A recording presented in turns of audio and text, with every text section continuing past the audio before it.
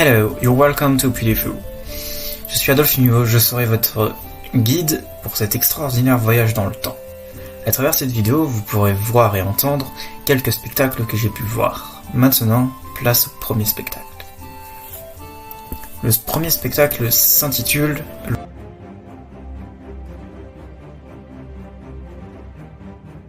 Pour vous faire un court résumé, le bal des fantômes est un spectacle grandiose et envoûtant présenté au Puy du Fou.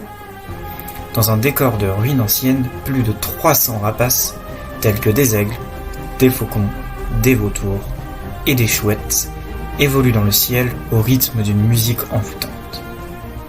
Les maîtres fauconniers, véritables chefs d'orchestre de ce ballet aérien, guident les oiseaux avec une précision impressionnante.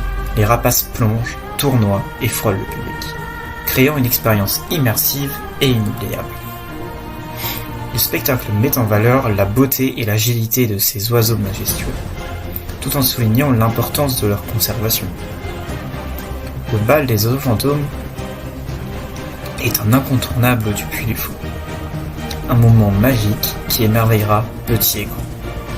Je vous passe un court extrait du spectacle. Passons maintenant au deuxième spectacle.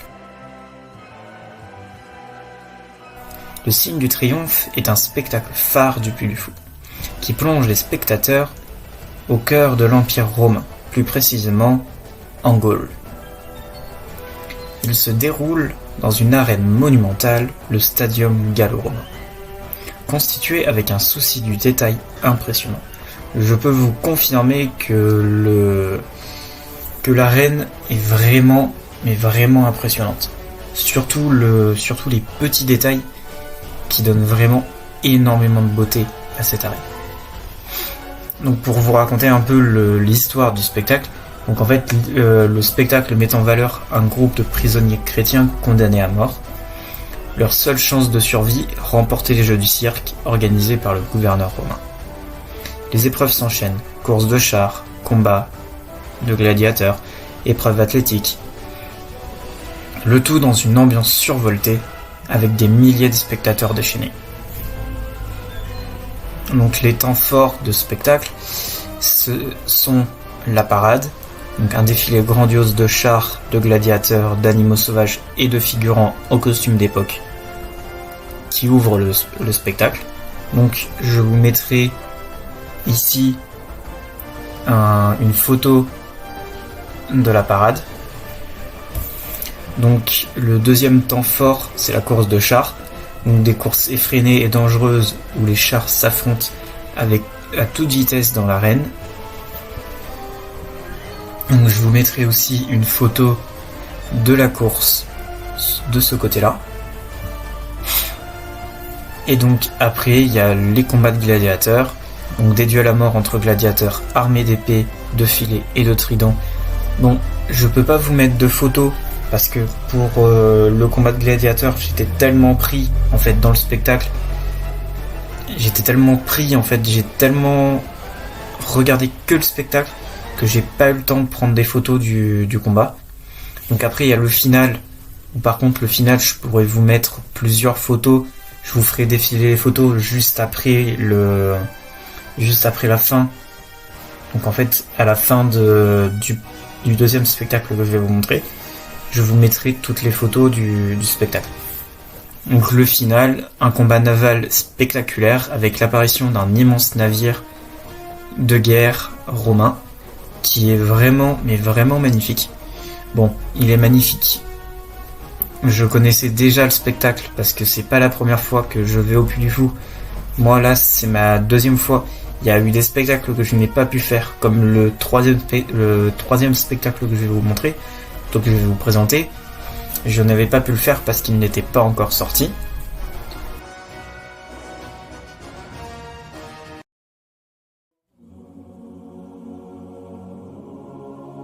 Et les Amoureux de Verdun, ça se passe dans une tranchée française, donc à la veille de Noël en 1916. Donc les Amoureux de Verdun est un spectacle immersif du Puy du Fou qui plonge les visiteurs au cœur de la Première Guerre mondiale, plus précisément dans les tranchées de Verdun. Le spectacle suit le destin croisé de Louis, jeune poilu, et de Thérèse, sa fiancée, restée à l'arrière. Leur histoire d'amour est mise à l'épreuve par la guerre, les séparations et les horreurs du front. Les visiteurs suivent leur correspondance et leurs retrouvailles éphémères lors des permissions, tout en étant confrontés à les réalités brutales de la vie dans les tranchées. Donc je pourrais vous montrer, comme je vous disais pour le deuxième spectacle, je vous montrerai juste après toutes les photos des tranchées. Je vous en mettrai quelques-unes parce que, par contre, pour les Amoureux de Verdun, j'ai pris énormément de photos le deuxième jour où j'y étais. Parce qu'en fait, on y a été avec un ami à moi. On y a été pendant 2 jours. Donc, je vous montrerai avec les photos. Donc, sur les 2 jours, j'ai pu prendre des photos que sur le deuxième jour. Parce que sur le premier jour, on était tellement pressés à voir à peu près tous les spectacles qu'on pouvait voir. Donc après, là, il y a les temps forts. Donc l'arrivée dans la tranchée. Donc en fait, on arrive dans la tranchée. Et donc, en fait, on arrive et on voit l'obscurité des boyaux. Donc la boue omniprésente à chaque fois. Donc les assauts. Donc on entend les obus tomber. Donc on entend aussi les cris des blessés, les tirs d'artillerie. Donc après il y a aussi les moments de répit. Donc en fait on découvre la vie courante des soldats dans la tranchée. Et donc après le final, où en fait on arrive à la fin de la tranchée, et sur le coin, en fait on voit les débris d'une église où 2 soldats chantent des chants de Noël parce qu'en fait l'Allemagne a dit stop pour Noël. Ils ont dit stop, donc ils ont mis en pause la guerre et ils ont fêté Noël comme ils ont fêté Noël avec le camp adverse, donc les Français.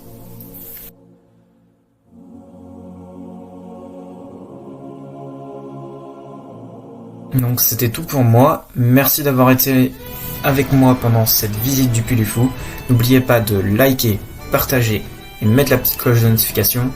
Je vous mets en description leur site internet pour commander au plus vite vos places pour découvrir par vous-même les spectacles énoncés dans cette vidéo. C'est Adolphe Mimo, votre guide pendant ce voyage dans le temps. Tchuss!